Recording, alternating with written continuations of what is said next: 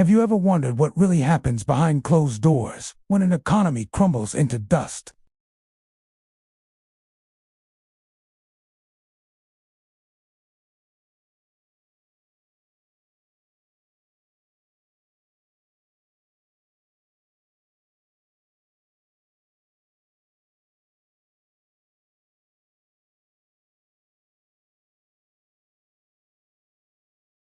Stick around, because by the end of this, you'll see the playbook they use every time disaster strikes, and it might just save you from the next big crash. Let's dive in, because the truth is more twisted than you think. First off, let's set the stage with a heart-pounding question. What if your life savings vanished overnight? It's not just a nightmare, it's happened before, and governments have a secret arsenal to fix it, often at your expense. When economies collapse, the first thing they do is seize control of the money supply, but not in the way you'd expect. Take hyperinflation, that monster where prices skyrocket so fast you need a wheelbarrow of cash for a loaf of bread.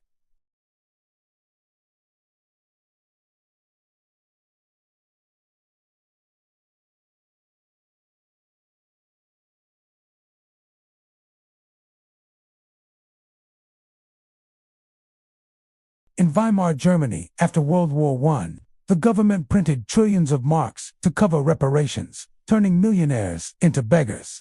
Families watched their life work evaporate as a cup of coffee costs billions.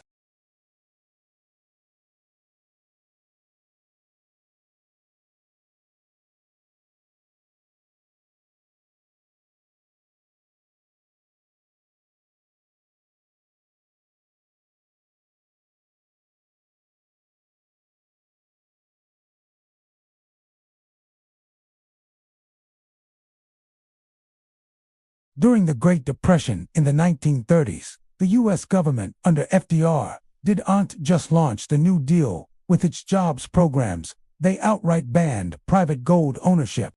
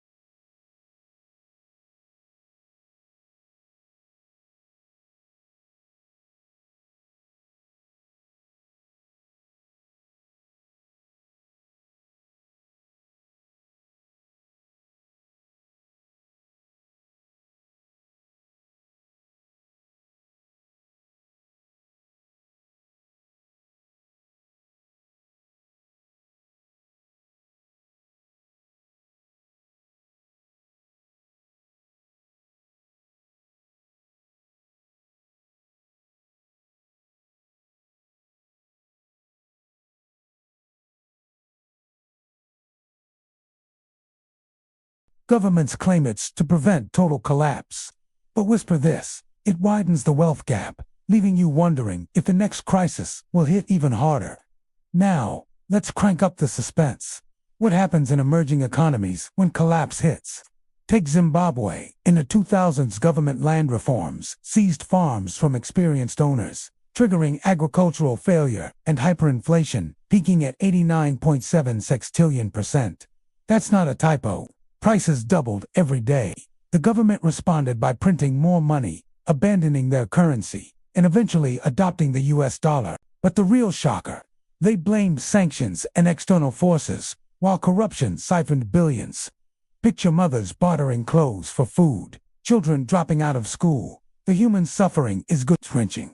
Governments in collapse mode often turn to currency controls, freezing bank accounts or limiting withdrawals, as Argentina did multiple times. In 2001, the Corralito locked people's savings, sparking riots and 5 presidents in 2 weeks.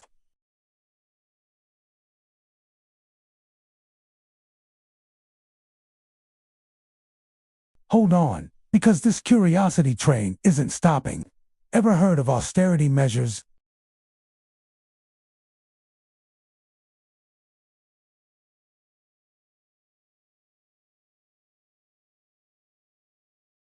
Hospitals ran out of supplies, suicide rates soared 35%, and youth unemployment hit 50%.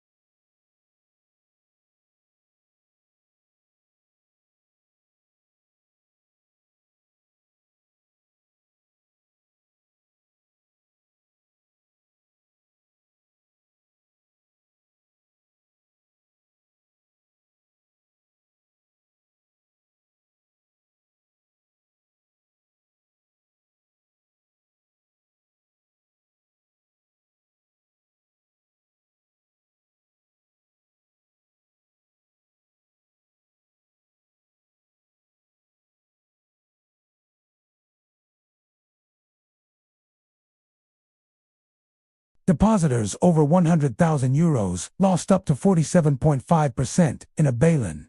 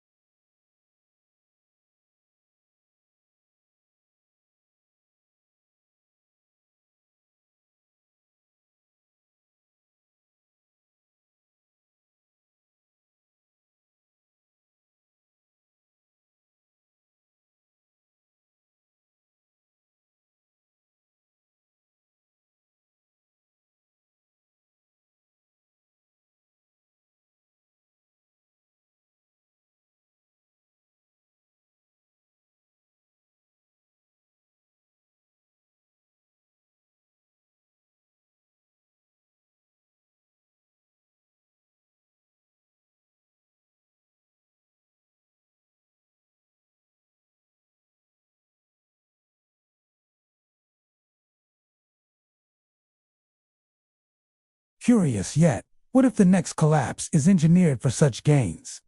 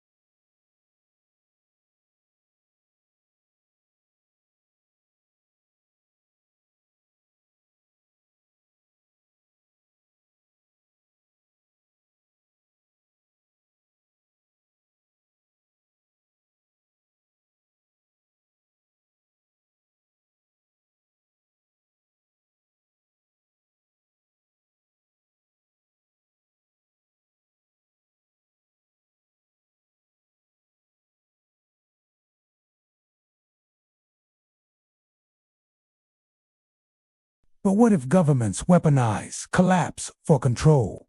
In North Korea's 1990s famine, misnamed Arduous March, government prioritized military over food, leading to millions starving. They hid the scale, blaming weather. Survivor stories chilled the soul-eating bark, losing loved ones. Even in democracies, like the US during the Dust Bowl, government relocated farmers, but many perished in poverty.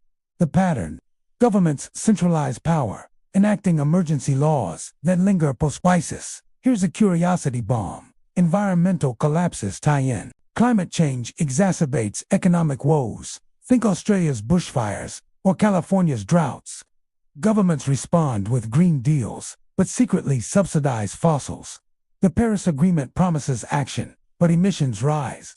Imagine displaced communities, refugees from rising seas, emotional exodus on a biblical scale. Governments dangle hope with carbon taxes, but who pays? The poor, while corporations lobby escapes. As we near the end, ponder this. What can you do when governments pull these strings? Diversify assets, learn history, vote wisely. But the real hook: stay informed, because ignorance is their greatest ally. If this opened your eyes to the hidden world of government actions in economic collapses, hit that subscribe button now for more revelations. For your next video, visit the channel